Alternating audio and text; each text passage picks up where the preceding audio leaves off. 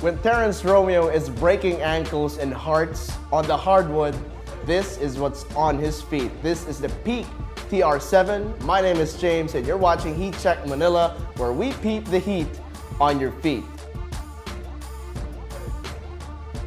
Let's get into the sneaker, starting with the traction. It has a wavy herringbone pattern right here, and for some players it's inconsistent. If they're obviously, if you're playing in a pristine, well-maintained hardwood floor, you're all good. While playing in an outdoor court though, it can be a little inconsistent, especially if dust starts to build up. Sometimes you're gonna feel slippage a little bit, but if you wipe your soles, then you're gonna be just fine.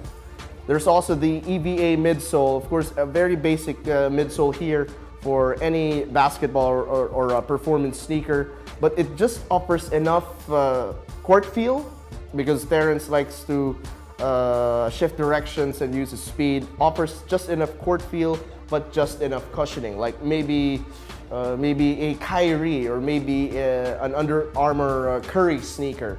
I would describe it to be similar to that. It's not too thick, it's not too thin, it's just enough. Now what I like about the sneaker is actually its upper.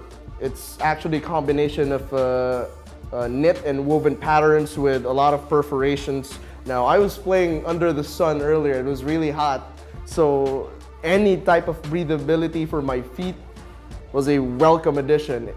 The breathability test, if you blow into the perforations right here, you're automatically going to feel the air, so that was very good. There's also this fuse overlay that surrounds the toe box area up into the medial part, because of course, like with many guards, Terrence likes to shift directions, and sometimes he drags his foot a little bit, so it needs a little extra protection, especially since it's a woven upper. So this is obviously a welcome addition to that. You can also see the outrigger here in the midsole. It's not too aggressive, it's not non-existent, but it's there, and you can definitely feel it when you make your moves on the court. Now moving on to the heel counter here, there's a sufficient heel counter compared to other shoes who have very minimal heel counter, or it's extremely high. This one is just right. I think that's the overall feel that I can describe the TR7 with. Everything is just right. The cushioning, the traction, the comfort, and the size. Now, the only issue here is probably the fit. Usually I play basketball in a size 10.5. In some brands it's actually just a size 10. But here I went with a size 11. I don't like the feeling that it's stifled over here.